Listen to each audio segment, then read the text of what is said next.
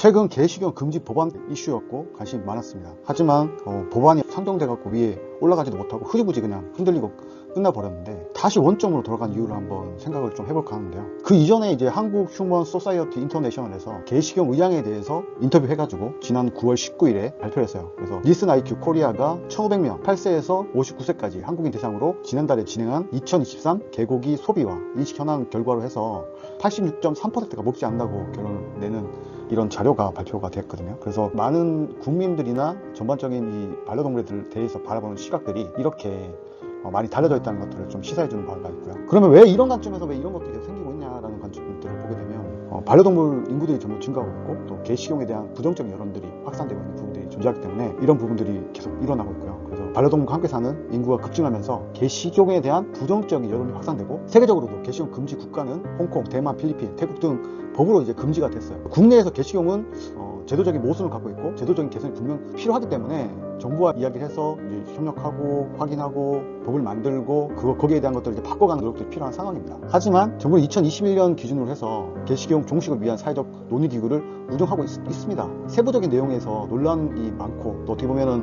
보여주기식 정치적 어떤 발언이나 그런 행동을 통해서 정치적인 관심이나 법안에 대한 어떤 발의에 대한 이야기들만 꺼내고 있는 상황이라서, 실질적으로 진행되었냐라는 것을 따져봤을 때는 그냥 거품만 이렇게 만들고 동물단체와 협업해가지고 뭔가 되는 것처럼 막 하다가 갑자기 거품이 딱 사그러들었다, 또 일어났다가 또 사그러드는 그런 현상들이 계속 보여주고 있는 상황이거든요. 그러다가 이제 올해 이제 가장 이슈가 됐던 게, 김건희 여사가 이제 개식용 반대 발언을 하면서 저렇게 이제 동물보호단체들과 함께 모임을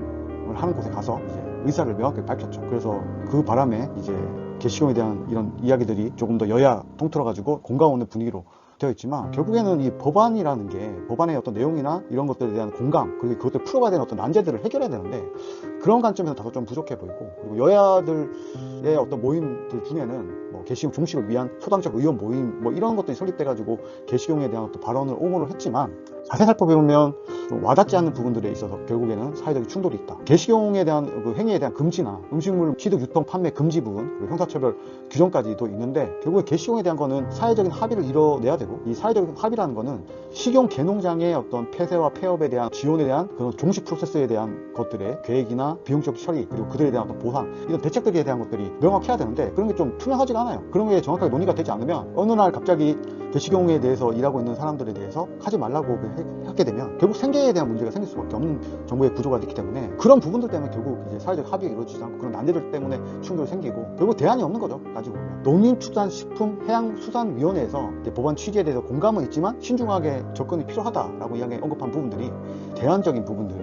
있기 때문에 생기고 있는 문제입니다. 결국에는 이렇게 다양한 이해관계자들의 의견들이 대립하고 있고, 개식용의 이해관계자들의 의견이 대립한다는 것은 식용을 하는 사람들이나 동물보호단체나 국회의원들도 다 이렇게 의견들이 다 다르기 때문에, 식용 개농장의 어떤 현황이나 도축에 대한 유통 이런 것들에 대한 실질적인 파악이나 지원, 범위에 대한 수준, 그리고 어떤 범위까지 이것들을 다 정리를 해가지고 지원할 거냐, 이러면서 이제 업계에 대한 반발이나 보상 문제, 이게 결국은 핵심인데, 여기에 대한 것들이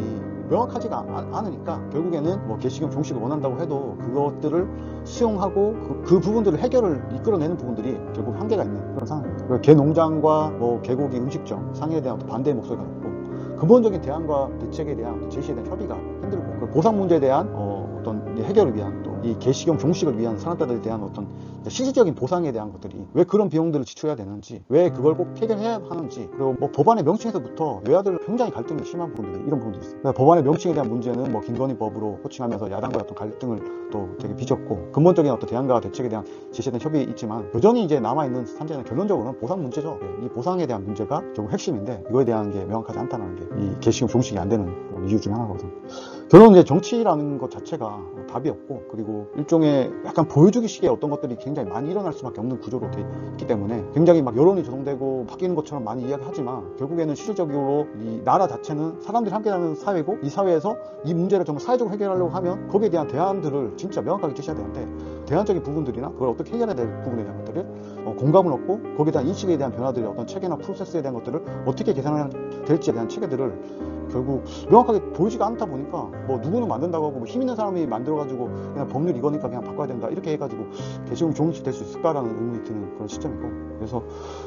정말 너무 안타깝고, 정치에 대해서 논하는 것 자체도 참, 제가 정치라는 사람이 아니기 때문에 뭐라고 말할 수 없지만 너무 안타깝습니다. 그래서 게시경 금지에 대해서 너무 많이 뛰고 많이 노력하는 사람들은 많지만 이런 부분들 때문에 안 되는 것들 보니까 너무 안타까워서 오늘 게시경 금지 법안이 왜 이렇게 다시 또 원점으로 돌아가고 이제 실질적으로 많은 것도 준비했지만 표현되지 못하는 이런 상황이 됐는지 한번 이야기해봤습니다. 저는 지금까지 최영선 박사였고요. 다음에 더 좋은 이야기로 찾아뵙도록 하겠습니다. 감사합니다.